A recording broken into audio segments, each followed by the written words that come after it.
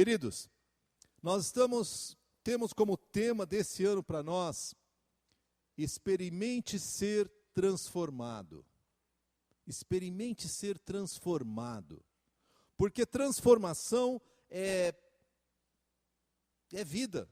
O dia que você parar de ser transformado, ou de ir se adaptando, você morreu. Nós falamos já várias vezes sobre isso, já 2 mensagens pelo menos.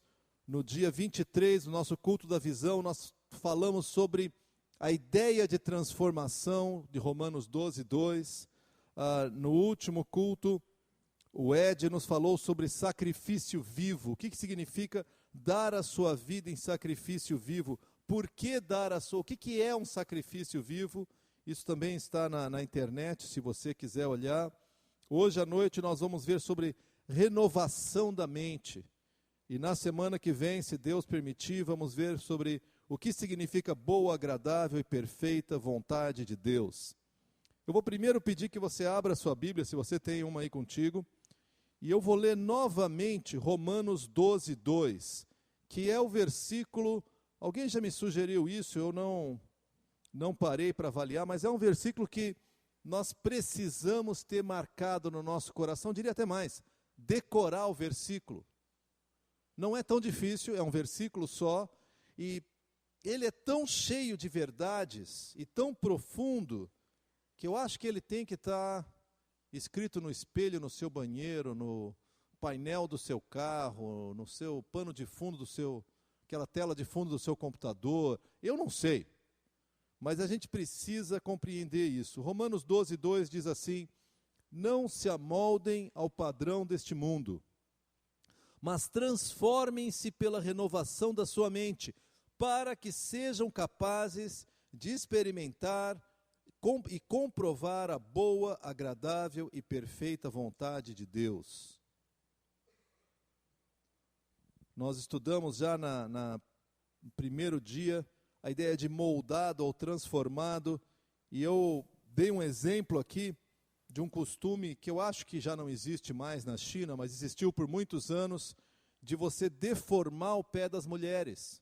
Então, muito pequenas, as meninas com poucos anos, tinham seus pés enfaixados, e é uma deformação tão terrível que os dedos do pé vêm para a sola, é uma coisa grotesca. E elas ficam com o pé pequenininho, porque isso era importante, mas o calcanhar tem que deslocar, é uma coisa grotesca, porque isso era o bonito. Mulher tinha que ter o pé pequeno, senão era feio, na opinião deles. Isso mostra que um organismo vivo, vida, não pode ser moldada. Você molda ferro, metais, areia, sei lá, você consegue botar numa forma e exercer pressão suficiente e dar uma nova forma àquilo. Um organismo vivo não acontece assim. Pelo contrário, nós não queremos ser amoldados ou moldados, nós queremos ser transformados. E o que o apóstolo Paulo fala é: não assumam o molde do mundo, porque o mundo, o sistema, a cultura que nos cerca, está permanentemente fazendo pressão. Você não precisa fazer nada. Aliás, se você não fizer nada, o mundo te pressiona para assumir uma certa forma. E Paulo diz: não se deixem amoldar, lutem, resistam. Porque se você não resistir, a pressão vem. E ela vai te deformar. Pelo contrário, ele fala: vamos ser transformados pela renovação da mente. Eu gastei algum tempo tentando compreender a palavra mente. Porque quando a gente fala de renovação da mente, parece que é mudar de ideia, ou é aprender algumas verdades. Isso faz parte, mas é muito mais profundo. Nós vamos voltar a essa palavra durante o estudo de hoje. No Novo Testamento, a palavra que é usada aqui como mente, significa tanto mente no sentido de intelecto, quanto disposição mental, atitude quase. Pensamento, entendimento. Nós precisamos renovar o nosso modo de pensar. E é uma renovação radical. E se nós não passarmos por isso, a transformação não vai ocorrer. nós não vamos ser capazes de mudar de dentro para fora. Não existe pressão suficiente para transformar a nossa... E o que vai acontecer é que você dá um passo na direção correta e o mundo vem cada vez mais agressivo contra você. E daqui a pouco a pressão é tão grande que você vai recuar. Se você, como homem, diz assim, eu vou dedicar menos tempo para a minha carreira, vou dedicar menos tempo para a minha formação profissional, porque eu quero me dedicar mais tempo para Deus, para a comunhão, para a minha família, o mundo fala, tu é um banana, tu é um idiota, tu é irresponsável. Como assim trabalhar menos? Tu é vagabundo, tu é fanático. Porque um bom cristão tem que trabalhar que nem um doido, 12 horas por dia. E se você permitir, o mundo ocupa 12 horas por dia, 15 horas por dia, 7 dias por semana. Então, renovação da nossa mente é algo essencial para a transformação. E pegando uma carona naquilo que o Ed nos ensinou semana passada, ela inclui um sacrifício vivo. Se você não fizer um sacrifício vivo, não há renovação da mente, não há transformação. Não adianta você dizer, eu estou ficando cada vez mais bonzinho. Eu cada vez um pouquinho mais bonzinho. Eu não falo palavrão no trânsito. Isso é bom, é legal. Não é transformação, gente. Então quer dizer que eu posso falar? Não é isso que eu quero dizer, é que não é uma coisa que vem de dentro para fora, é uma mudança assim, uma polidinha por fora. Não, eu odeio menos o meu chefe. Que bom que tu odeia menos o seu chefe. Mas não é isso que eu estou dizendo. A transformação que eu estou falando é algo que é uma nova maneira de encarar a vida. Os valores que antes eram os mais fortes viram de cabeça para baixo. E não somos mais poderosos, eles se tornam secundários. O apóstolo Paulo fala isso. Aquilo que antes era para mim o meu maior motivo de orgulho, agora para mim é esterco. Não vale nada. Agora, a grande pergunta que eu gostaria de encarar com vocês hoje é como, com ênfase no como renovar a mente. Como é que eu renovo a minha mente? Porque vamos falar a verdade. A maioria de nós cristãos, ao longo da sua vida cristã, você tem tentado mudar, tá certo? Você sente uma certa vergonha do que você faz, você gostaria de ser diferente, e aí você fala, mas olha, eu infelizmente estou criando meus filhos. Quando eu terminar de criar meus filhos, aí eu vou poder me dedicar a Deus, eu vou poder servir, eu vou poder mudar, aí vai ser uma bênção. Quando eu me aposentar, então vai ser a glória final para mim. Vou poder me dedicar inteiramente à palavra de Deus. E não é assim. Não é assim. Na verdade, como que eu vou renovar a minha mente? Eu posso já adiantar para vocês que a essência é de dentro para fora. Eu quero olhar com vocês um problema que existe, que é muito sério, que é o problema da mente humana. A nossa mente não precisa só de mais informação. A nossa mente precisa de uma transformação. Algo muito radical, porque é um problema sério que nós temos. O nosso problema não é mais conhecimento, embora mais conhecimento da palavra é bênção, ajuda e podemos aprender, eu não tenho nada contra aprender. Quanto mais nós aprendermos, melhor. Mas não é o aprendizado que vai transformar a nossa vida. Eu e você provavelmente conhecemos pessoas que conhecem muito da Bíblia e têm uma vida em total desacordo com a vontade de Deus, mas conhecem muito a Bíblia. Então, a resposta não é unicamente no conhecimento, mas o problema da mente é que nós temos uma mente corrompida. Todo ser humano tem uma mente corrompida. As maiores mentes do universo em termos de intelecto mente corrompida. Abram comigo em Efésios. Nós vamos voltar aqui para Romanos, mas por enquanto vamos em Efésios, outra carta do apóstolo Paulo, capítulo 4, versos 17 e 18, e ele vai descrever um pouco como é que é a nossa mente sem Cristo. Acompanhem aqui enquanto eu leio. Efésios 4, versos 17 e 18. Assim eu lhes digo, e no Senhor insisto, não vivam mais como os gentios, que vivem na inutilidade dos seus pensamentos. Essa palavra pensamentos, no original, é a mesma palavra que Paulo usa lá em Romanos 12:2, para falar renovação da vossa mente. É aqui, na inutilidade da sua mente, nós poderíamos traduzir. Então repara bem, ele fala, não vivam mais na inutilidade dos seus pensamentos, dos seus valores. Porque se nós avaliarmos os valores do mundo, eles são inúteis. Eles estão passando, a Bíblia fala isso claramente. Mas nós nos apaixonamos por eles. Por exemplo, um deles que eu sei que é uma coisa muito poderosa no coração feminino, por causa de todo modo como a mente feminina é construída, são os padrões de beleza. E a escravidão que muitas mulheres vivem para se conformar a um determinado padrão de beleza. E se torna assim uma neurose. E as mulheres gastam horas, dias, não sei quanto de dinheiro, cirurgias tremendas para ficarem belas por mais um ano. E aí corta, estica, costura para ver se elas ficam belas por mais um ano.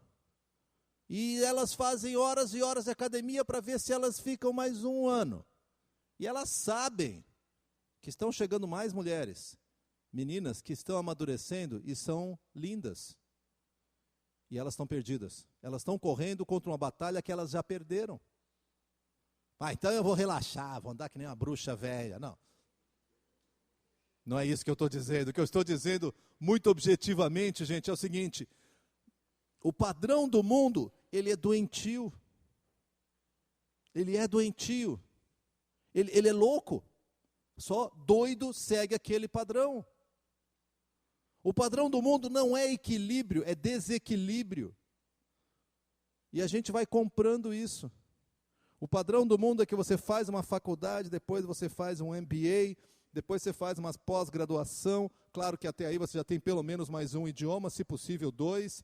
E aí você trabalha, tem que trabalhar bastante, senão o chefe não valoriza, então você põe umas horas extras e não cobra do chefe. Aí tu vai fazer mais um concurso, estuda para o concurso, aí você não tem tempo de ficar com a família, mas você está fazendo sacrifício pela família. E aí você não gasta tempo nem com a esposa, nem com os filhos, mas eu vou deixar muita coisa para eles. Mas você sabe que pesquisas após pesquisas mostram isso, que o dinheiro deixado para os filhos não é bênção. Ah, não, mas é assim. Não, não é. Os filhos terminam mais pobres. Não, mas eu não vou deixar tanto. O que é tanto? Com isso eu não estou dizendo, pais, não deixem nada para os seus filhos, tá? Meus filhos, fiquem tranquilos, se sobrar alguma coisa, vocês podem ficar. Mas a questão básica é, por que nós seguimos o padrão inútil do mundo? Eu, por algum tempo, fiz um mestrado em educação na PUC, em São Paulo. Convivi com algumas das mentes mais brilhantes. Acho que não passou nada para mim, mas não tem importância, eu convivi com essas mentes brilhantes na área de educação. E eu fiquei impressionado. Você diz, com a inteligência? Sim, mas mais ainda com a vaidade. Professores universitários, doutores e pós-doutores e tudo isso, desfilando, e na hora que eles discursavam, citando autores e mais autores e mais autores, você fala, para que ele cita tanto? Para que os outros saibam que ele leu, ou pelo menos para que os outros pensem que ele leu. Que o importante não é se é prático, se é útil, se há crescimento, mas que os outros saibam que eu sou. E o mundo corre atrás desse eu sou, eu tenho que ser, e os outros têm que saber que eu sou. E nós entramos nessa mesma corrida maluca. Vamos ler o verso 18, que Paulo está explicando ainda o que é essa inutilidade dos seus pensamentos. Verso 18, eles estão obscurecidos no entendimento e separados da vida de Deus por causa da ignorância. Ignorância. E repara bem, ele está falando de gente inteligente. Não está falando de gente analfabeta e estúpida. Ele fala, eles estão obscurecidos no entendimento, eles não têm entendimento. eles estão correndo atrás do vento. Eles estão acumulando para si. E quando eles morrerem, eles perderam a sua vida eterna. E o que eles deixaram vai ser disputado e vai ser motivo de briga. Eles estão obscurecidos no entendimento e separados da vida de Deus por causa da ignorância em que estão, devido ao endurecimento do seu coração. O problema da mente humana é ignorância e dureza de coração. E deixa eu explicar um pouquinho isso. Ignorância e coração duro. Ignorância não quer dizer que eles não sabem. Existem pessoas que conhecem absurdos em termos de detalhes e de conhecimento e de mecânica e tem uma mente que parece um computador, uma coisa absurda.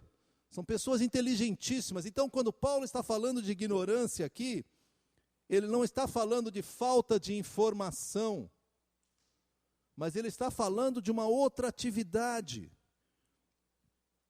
Vamos dar mais uma passeada aqui, se eu posso, vou voltar para essa passagem.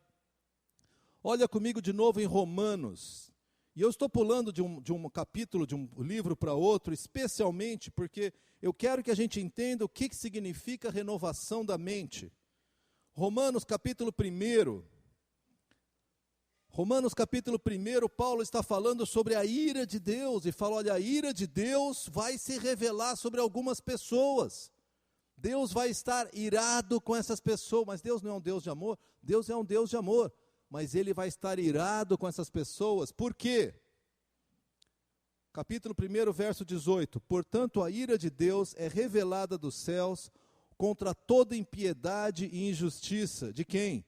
Dos homens que suprimem a verdade e escolhem a injustiça. Isso é o que Paulo chama de ignorância. Eles veem a verdade e falam, não, isso não é verdade, isso é mentira.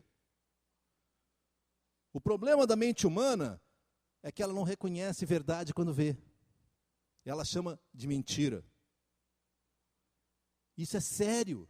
Porque você fala de Jesus, a pessoa fala, isso é fanático, isso não existe, não é verdade, não é assim, você está errado, você quer me dominar. E aí já entra no segundo assunto, que é um coração endurecido, que é aquele que diz, eu sei, você não sabe. E repara só, essas pessoas, elas suprimem a verdade pela injustiça.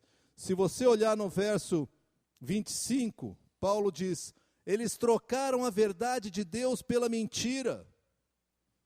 No verso 28, estou indo em Romanos 1. Além do mais, visto que desprezaram o conhecimento de Deus. Quando ele fala de ignorância e já mistura com coração duro, ele fala daquelas pessoas que veem a verdade e falam, isso não é verdade. Na verdade, o que está sendo expresso aí é um coração endurecido que se recusa a ouvir o que Deus quer dizer. E eu lembro, tempos atrás, de ter conversado com uma pessoa sobre uma verdade clara da palavra de Deus, e a pessoa falar, não é assim que eu vejo. Eu lembro que eu virei minha Bíblia, empurrei para ele e falei, me explica esse versículo aqui. Ele leu o versículo e falou, olha, se Jesus estivesse aqui, ele não diria isso. Percebe a dureza de coração? A ignorância? Não é que é uma pessoa burra, era uma pessoa muito inteligente. Mas ele leu aquilo que confrontava a sua vontade, leu e falou, mas eu não quero. Isso aqui é mentira. Jesus não diria, eu falei, cara, é a Bíblia. Mas Jesus não diria isso. O problema do coração humano não é que a gente não conhece o que Deus quer. Também às vezes não conhece. Mas a grande maioria das vezes é que eu não quero o que Deus quer. A frequência com que nós ouvimos isso, mesmo agora no Conto de Criança. As criancinhas tão lindas e adoráveis, né? E são bonitinhas mesmo, né? Mesmo que os pais às vezes não sejam tão bonitos, as crianças são bonitas. Né? Você olha que gracinha e você fala assim para a criança, escuta, agora nós vamos sentar para ouvir a história. 2 aninhos. Não quero. Não, mas senta para a gente poder contar a história. Ainda estufa o peitinho. Não vou. Obedece o tio. Não vou, não quero. E assim, o não quero é argumento final. Eu não quero. Não, mas e daí que você quer como professor, como autoridade, como organizador do grupo? Eu não quero, não vou fazer, ponto. Isso é a dureza do coração que já nasce com a criança. A gente só vai melhorando as estratégias do não quero. A gente vai se tornando mais ardiloso, mais manipulativo. Nosso coração é desesperadamente corrupto. A mente humana, ela se opõe à sabedoria. Por isso que a Bíblia diz que o princípio da sabedoria é o quê? É o temor do Senhor. Na hora que eu reconheço que há um Deus e Ele é Deus e eu não sou, eu já comecei a deixar de ser ignorante. Nesse sentido, eu já comecei a ter um pouquinho de entendimento, um pouquinho de sabedoria. Meu coração deixou de ser tão duro e se tornou mais humilde e preparado para aprender. Agora, nós temos desculpa a expressão forte, uma maldita dura cerviz. Hoje, com os amigos, a gente estava brincando na hora do almoço, a expressão em italiano, qua comando mi. Sou eu que mando aqui. Aqui quem manda sou eu. Isso aí está no coração de cada um de nós. Quando a gente fala alguma coisa que é ensino da palavra e que vai contra o que você quer, qua comando mi. Quem manda aqui sou eu. Não vem querer mandar na minha vida, porque eu sou o meu Deus. É isso que nós estamos dizendo. Eu sou o meu Deus.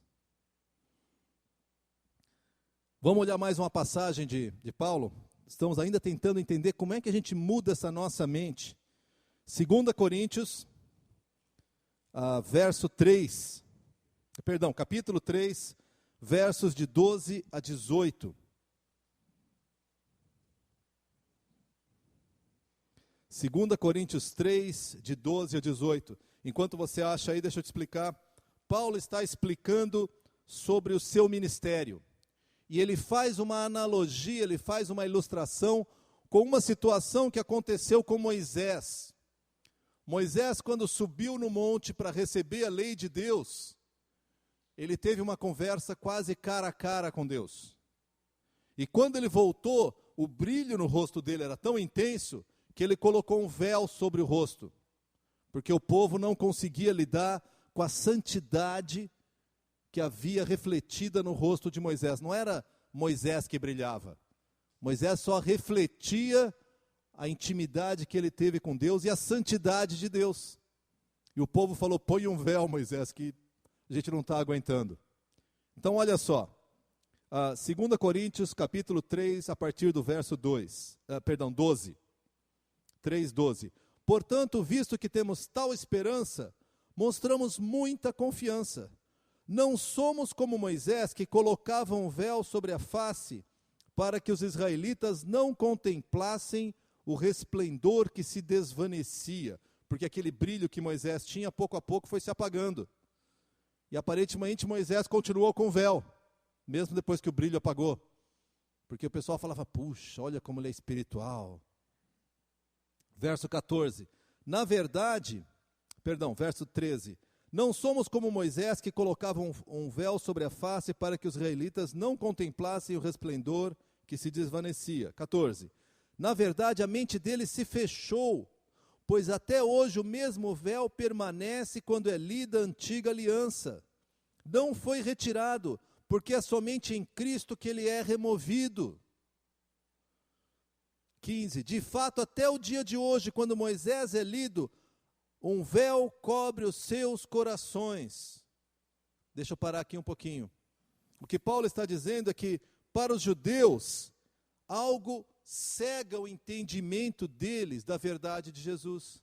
Eles ouvem de Jesus, eles sabem do Messias, eles conhecem a história de Jesus, e eles são ignorantes e que têm o coração duro. Não são burros, não tem nada a ver com burrice. São muito inteligentes. Se tem um povo que, se não me engano, 60% ou 70% dos prêmios Nobel são para judeus. Mas, no entanto, eles são ignorantes porque eles não reconhecem a pessoa de Cristo. Porque um véu cobre os seus corações. Então, seus corações ficam endurecidos e não veem a pessoa de Cristo. Verso 16: mas quando alguém se converte ao Senhor, o véu é retirado. Eu não sei como é que foi a sua conversão, mas no caso de muitas pessoas que aceitaram a Jesus quando adultas, elas não entendiam, de repente, parece que brilhou uma luz, uma cortina abriu, levantou um véu e você falou, é claro, como é que eu não vi antes? Jesus Cristo havia levantado, o Espírito Santo levantou o véu que cobria seu coração. Eu experimentei isso quando tinha 15 anos, cresci numa igreja, ouvi falar da santidade de Deus, sabia do meu pecado, mas Deus era santo, eu era pecador, e eu esperava que o livro de contabilidade de Deus eu tivesse mais ou menos empatado, ou pelo menos não devendo muito. Eu nunca tinha entendido o Evangelho. Quando um dia no acampamento alguém explicou pela enésima vez, talvez, eu entendi. Não é que eu tinha problemas, acho que não, né, naquela época, mentais, mas havia falta de entendimento. Havia algo que não me permitia compreender o Evangelho. Verso 16, então diz, mas quando alguém se converte ao Senhor, o véu é retirado. Ora, o Senhor é o Espírito, e onde está o Espírito do Senhor, ali a liberdade. Presta atenção agora no verso 18.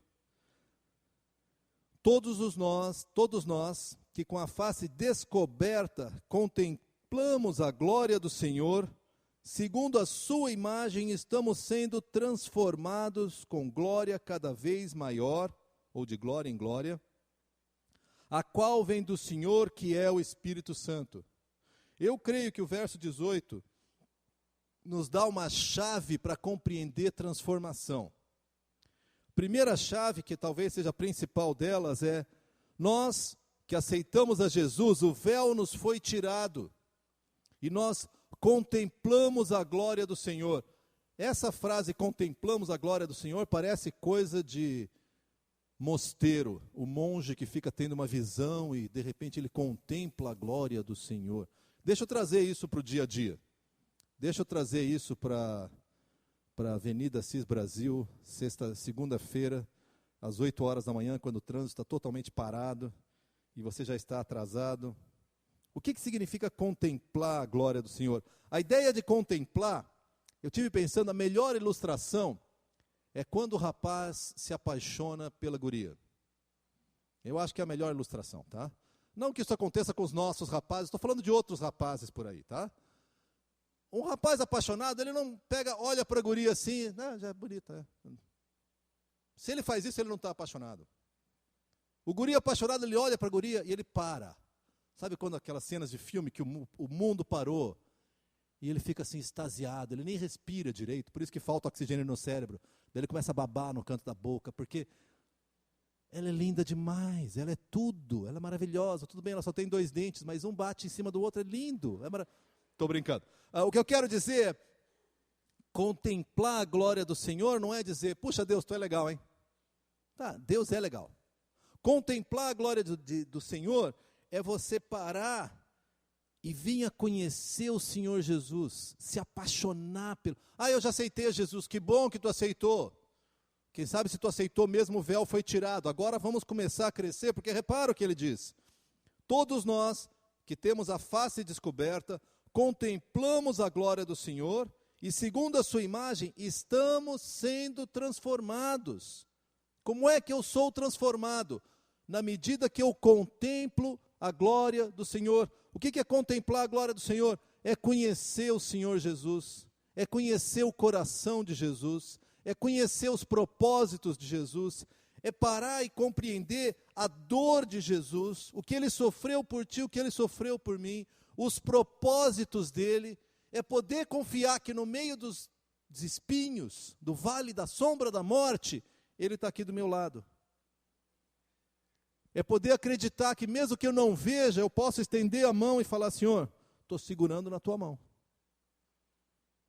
Contemplar é você meio que apagar o mundo ao seu redor e focar. E você só tem olhos para Jesus. Que a sua voz seja mais ouvida, que a sua face seja mais querida, que os meus olhos estejam fixos em Jesus, e no meio da tempestade, eu mantenha meus olhos fixos em Jesus. Porque, querido, tempestade é o nome do jogo. Tempestade é o que nós vivemos. Você faz planos maravilhosos de carreira e a empresa entra em falência, ou você é demitido, ou a economia vira de ponta cabeça. Você se encanta por aquela pessoa com quem você vai se casar e ser feliz para o resto da vida, e o príncipe encantado se transforma no jumento que ele montava, e a princesa na bruxa que escravizava a princesinha. Nós vamos ser decepcionados. Nós vamos ser decepcionados de inúmeras maneiras. Os olhos fixos no Senhor, contemplando o Senhor, é o que me ajuda a fazer com que essas tempestades ao redor diminuam de tamanho. E o meu coração ainda fica assustado, mas eu lembro que no vale da sombra da morte, eu seguro nas mãos de Deus. Nós precisamos aprender a contemplar a glória do Senhor. Nós precisamos aprender a olhar para Ele e permitir que o nosso foco seja nele, apesar das circunstâncias. Porque senão, sabe o que a gente vai fazer? Eu vou consertar a minha vida. Tem um problema aqui, o Senhor falou para eu esperar nele, aí, Deus, você está demorando? Eu paro de contemplar o Senhor e vou lá resolver o problema. E volta e meia eu faço uma lambança ainda maior. Com isso eu não quero dizer que você tem que ficar de pernas cruzadas, em posição de lótus, só contemplando o Senhor. Mas ao trabalhar, os seus olhos estão fixos no Senhor. Você deixa a sua mente ser inundada pela presença de Deus. Você alimenta a sua mente com a palavra de Deus, em vez de TV Globo. Ou qualquer outra TV, eu citei essa só. Ou sériezinhas de internet, ou sei lá o que for. Quer dizer, o problema não é assistir isso, é deixar que isso se torne objeto da sua contemplação. Eu vou assistir isso porque isso aqui é tão precioso para mim. Eu não posso perder o próximo capítulo. Imagina se eu perco. Deixa eu te contar um segredo. Nada muda. Continua igualzinho. Tá? E aquela guria que sofreu tanto vai casar com o príncipe encantado. Pode deixar, eu sei o final. Tu também sabe melhor que eu até. Infelizmente, hoje em dia, às vezes, o rapaz que sofreu tanto vai casar com o príncipe. Fica pior ainda a situação. Tá? Mas o que eu quero dizer é, você sabe o final. Mas a gente fica contemplando, desculpa dizer, o lixo. Que lixo lindo. Você fala, mas é lixo. Não, mas tem um pedacinho de maçã que dá para aproveitar. Mas é lixo. Não, mas olha o restinho de carne. Olha que linda essa carne. Acho que era uma picanha. Não sei, tem tanta mosca. Mas é o que a gente faz, não é? A gente fica olhando o lixo e falando, não é tão ruim. Não é.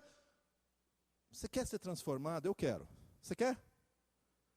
Contemplando a glória de Deus, tentando entender quem é Jesus, gastando tempo na presença de Deus, buscando intimidade com Deus, se aquietando e chorando diante de Deus, falando, Deus, eu preciso te conhecer, Deus, mas eu sou muito ignorante, meu coração é muito duro, Pai, fala comigo, Pai. O final do verso 18 diz assim, que isso vem, a qual vem do Senhor, que é o Espírito. Nós somos transformados pelo Espírito Santo. Você não consegue se transformar. Não adianta você se agarrar pelo colarinho e puxar para cima. Não vai acontecer. Você tem que confiar que você vai contemplar no Senhor. E para isso, várias coisas têm que ser sacrificadas. É isso que o Ed nos ensinou semana passada. É um sacrifício vivo.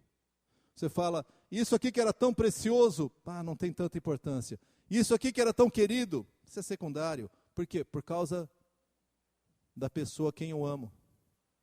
Já viu o casal apaixonado? Uma paixão séria, não essa paixão de eu quero tirar o máximo que eu puder do outro. Aquela paixão de entrega. O cara abre mão do que for necessário.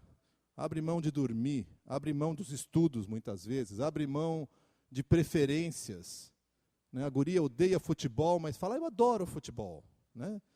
Por quê? Porque o cara gosta e ela entra na dele. Nós precisamos nos apaixonar por Jesus dessa maneira. Tem coisas que vão se tornar secundárias para nós. Deixa eu avançar um pouco mais, ainda em 2 Coríntios, vire algumas páginas mais, vamos até o capítulo 10. Vamos ler 2 Coríntios 10, de 3 a 5.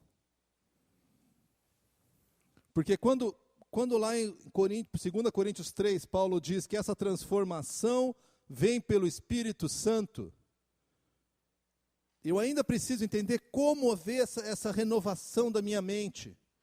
E essa é uma das passagens que para mim mais explicam isso, 2 Coríntios 10, versos de 3 a 5. Repara só o que diz. Pois embora vivamos como homens, não lutamos segundo os padrões humanos. A nossa luta não é humana. Não é qual a técnica especial para eu mudar meu coração. Quantos versículos eu tenho que decorar para de repente, magicamente, eu amar minha esposa. Quanto que eu tenho que ir na igreja para de repente Deus... Não é mágica, a nossa luta não é humana. Olha o verso 4. As armas com as quais lutamos não são humanas, ao contrário, são poderosas em Deus para destruir fortalezas. As nossas armas são espirituais. Queridos, nós precisamos lutar no mundo espiritual. E eu sei que isso nem sempre é tão claro para nós. Mas nós precisamos interceder junto a Deus, nós precisamos orar muito mais. Nós precisamos clamar a Deus, falar, Deus, muda o meu coração. Não adianta fazer esforço de autoajuda para ver se muda o seu coração. Talvez ajude alguma coisinha, mas não muda de dentro para fora. Nossas armas são poderosas em Deus para destruir fortalezas. A gente poderia falar muito sobre fortalezas, o que importa aqui é que fortalezas são aquelas mentiras que governam a nossa vida e que bloqueiam transformação. Um exemplo bem claro, aquela ideia, quá comando-me, quem manda aqui sou eu. Então, se alguém fala alguma coisa para mudar a sua vida, você já... Sou eu que mando aqui. Não queira mandar na minha vida. Faça o que fizer, mas aqui mando eu. Percebe como isso é uma fortaleza que vem do diabo, e você permitiu ser instituído na sua vida, e que impede transformação, porque às vezes Deus colocou alguém na sua vida para chamar a sua atenção por uma coisa errada que tu está fazendo, e que tu precisa mudar. Não, mas aqui mando eu, ninguém vai mandar em mim. Não, já prometi anos atrás que em mim ninguém manda, porque eu sou um Lima, e os Limas são assim. Meu pai não deixava ninguém mandar, meu avô não deixava ninguém mandar. Verdade, Lima? Não sei, agora eu já falei. Gente, que coisa terrível. Nós às vezes lançamos desculpas e... Não, eu não peço perdão. Não, eu sou assim mesmo. Quem quiser gostar de mim, que goste assim, porque eu não vou mudar. São fortalezas. Outras fortalezas mais profundas. Homem que é homem sustenta a sua casa. Eu acho que todo homem deve sustentar a sua casa, não tem nada contra isso. Mas vão haver momentos em que o sustento da sua casa vai vir da mão de Deus, e você não vai ter nada para fazer, e você vai ser quebrado e quebrantado, e colocar seu rosto em terra e falar, Senhor, que vergonha, eu não sustento a minha casa. E Deus vai falar, pois é, sou eu que sustento. Mulher que é mulher é sempre agradável e linda. Né? Família correta, família bem-sucedida é aquela que tem 2,7 filhos, todos fazem faculdade e têm empregos gloriosos. É mesmo? Essa semana eu estava lendo os primeiros capítulos de Mateus. Você já viu quem é que tem na genealogia de Jesus? Você parou para observar? Tem Raabe, uma prostituta. Tem Tamar, que teve relações com seu sogro para ter filhos. Tem Batseba, que era vizinha de Davi, adulterou com ele enquanto Davi mandava matar o marido dela. O que é uma família bem-sucedida? Em nenhum desses casos Deus abençoou o pecado. Mas o que eu quero dizer é que existe muita mentira que domina a nossa vida e impede a nossa transformação. Mas Paulo diz, as armas com as quais lutamos não são humanas, ao contrário, são poderosas em Deus, são armas espirituais para destruir fortalezas. Lembra as duas palavras que caracterizavam a mente corrompida? Lembra? Ignorância e coração duro. Olha só o verso 5. O que nós lemos aqui? Ele vai falar, nós usamos armas espirituais para destruir fortalezas. Verso 5. Nós destruímos argumentos e toda pretensão que se levanta contra o conhecimento de Deus. Deixa eu pegar essas duas. A palavra para argumento aqui é sofisma, que significa, na verdade, uma mentira tão bem contada, tão bem argumentada, que tem cara de verdade. Então, por exemplo, aquela mentira que eu falei, homem que é homem sustenta a sua própria casa. Em parte é verdade. O diabo distorce e diz que se sua família está passando necessidade é porque você é menos homem. A culpa é sua. Enquanto talvez o que Deus esteja permitindo é que a sua família aprenda a ser feliz com menos. Anos atrás, por uma série de circunstâncias, eu tive que tirar todos os meus filhos de colégios particulares e colocar todos em colégio público. E eu quase entrei em depressão. Eu fiquei muito chateado, eu fiquei muito envergonhado. Porque na minha cabeça tinha uma mentira que dizia, um bom pai põe filho em colégio particular. É uma mentira descarada. Um bom pai dá a melhor educação que pode para os filhos. E se é colégio particular, que bom. Se não é, que bom. Você faz o máximo que pode. Você não é menos, desculpa o péssimo português, você não é menos bom pai se você não consegue pagar um colégio particular para o seu filho. Mas eu tive que enfrentar essa mentira terrível. E ele fala, nós destruímos argumentos. Deixa eu dar um outro nome para argumento, que é ignorância. É a mesma coisa. Argumentos, essas mentiras, são distorções da verdade de Deus. Então ele fala, como é que a gente vai fazer a transformação? Nós vamos substituir a ignorância por argumento. A segunda palavra que ele usa aqui é pretensão. É aquela ideia de que Deus fala uma coisa, não, mas se Jesus estivesse aqui, ele não ia dizer isso. Na verdade é coração duro, gente. Eu não creio assim. Mas por que você não crê assim? Ah, eu não sei, mas eu não creio assim. Não é que a pessoa tem todo um raciocínio, eu só não creio assim. Mas qual que é o seu, por que não? Ah, porque não. Porque não é. Porque eu não quero que seja, no fundo é isso que ele está dizendo. Eu sei mais. É o de 2 anos que diz, eu sabo. Eu não vou, eu não quero, sou eu que mando. Não vem botar o dedo na minha vida.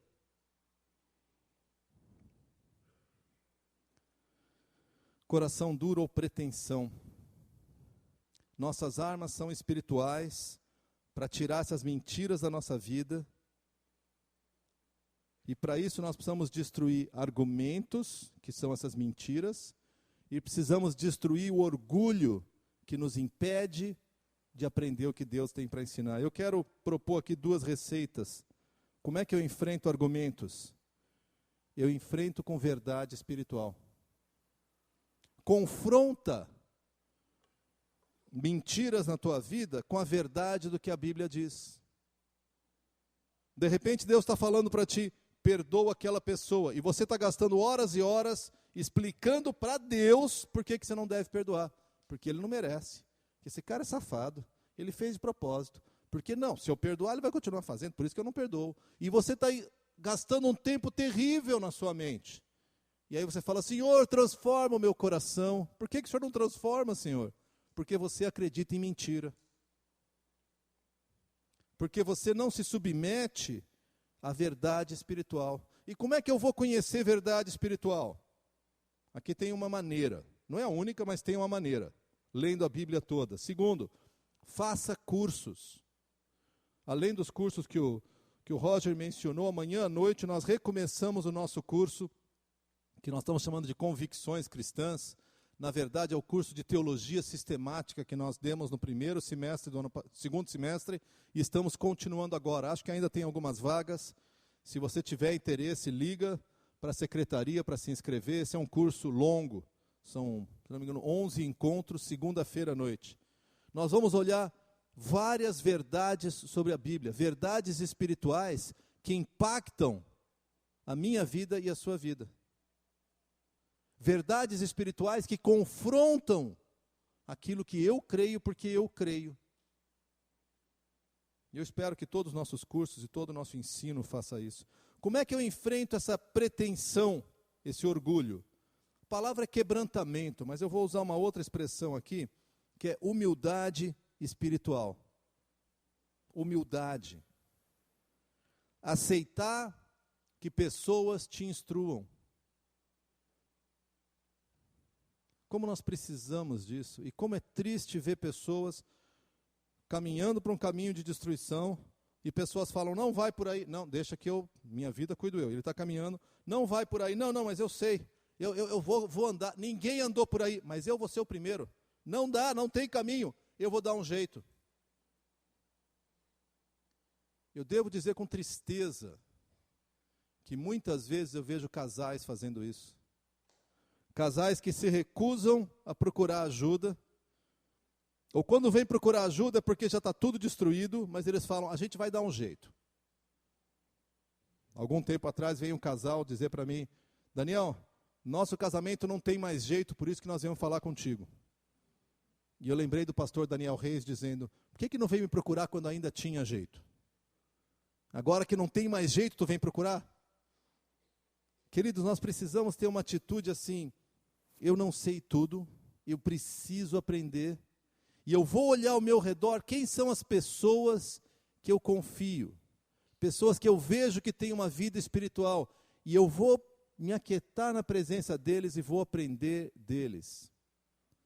E vou permitir que Deus ensine ao meu coração por intermédio deles. Eu creio que como igreja nós temos pecado muito ao longo dos anos por orgulho e arrogância. Não estou falando de ninguém em especial, mas eu percebo isso entre nós. E Deus não vai abençoar. Deus não vai abençoar enquanto nós formos orgulhosos e arrogantes. Enquanto em nós habitar a pretensão que se levanta contra o conhecimento de Deus. Eu sinto volta e meia que o ensino que nós damos aqui da frente, encontro com pessoas que dizem, eu não concordo, não é assim, e como é que é? Eu não sei, mas não é assim. Mas por que você acha que não é assim? Porque eu não concordo. É a criança de 2 anos, eu não quero, eu não vou, eu sabo, eu não deixo. E nós temos colhido os frutos disso. Renovação da sua mente. Volte mais uma vez comigo para Romanos 12. Não se amoldem ao padrão deste mundo. Não adianta você falar, já sei, eu vou me puxar e não vou mais assistir aquela minha novelinha querida. É muito mais que isso, gente. Não é só esvaziar a sua cabeça, mas é encher sua cabeça com as verdades de Deus. E para isso você precisa baixar a cabeça e falar, Senhor, me ensina porque eu preciso aprender. Estou cansado de viver sozinho. Me ensina o que eu preciso aprender, Senhor Jesus. As coisas que eu tenho tanta certeza, no fundo eu descubro que não é bem assim. Me ensina, Senhor Jesus. Não se amoldem aos padrões deste mundo, mas transformem-se pela renovação da sua mente, para que sejam capazes de experimentar e comprovar a boa, agradável e perfeita vontade de Deus. Baixe sua cabeça comigo, eu queria orar com vocês.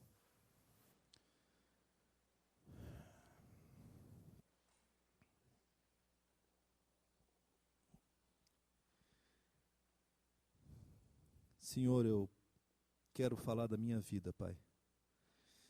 Dizer que eu quero muito experimentar a transformação que o Teu Espírito Santo pode dar.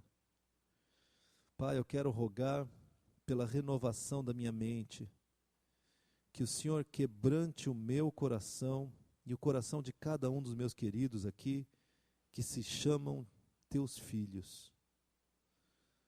Pai, perdão pela nossa arrogância, pela nossa pretensão, pelo nosso coração endurecido que nos conduz a uma atitude de ignorância, de negar a tua verdade, de colocar nossas preferências, nossos palpites acima da tua verdade. Pai, liberta-nos de nós mesmos.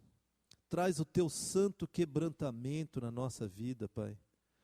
Permita que nós possamos diminuir, permita que o sacrifício vivo, que a morte voluntária de cada um de nós seja uma realidade para que o teu Espírito Santo enche o nosso coração.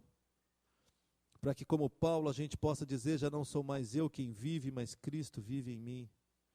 Pai, renova a nossa igreja. Essa renovação parte por essa renovação da nossa mente, essa transformação da nossa mente. Pai, que haja um compromisso renovado entre nós de buscar a Tua palavra, de conhecer a Tua vontade, de contemplarmos a glória de Jesus, de investirmos tempo apaixonadamente em Te conhecer, em compreender o Teu coração, em ouvir a Tua voz. Que a Tua voz seja mais ouvida, que o Teu rosto seja o mais querido, que a gente se apaixone de novo por Ti, e que por meio da vinda do Teu Espírito Santo na nossa vida, nós possamos conhecer liberdade dos padrões desse mundo, para sermos transformados de dentro para fora pelo Teu Espírito Santo. Pai, vem libertar a Tua igreja, Pai, nós precisamos ouvir a Tua voz. Pai, eu clamo pela renovação da minha mente, eu clamo pela renovação da mente de cada um dos meus irmãos e irmãs aqui. Quebranta, Pai, o nosso coração. Usa, Senhor, as nossas vidas para a Tua glória. É o que eu peço, é o que eu agradeço, no nome de Jesus. Amém.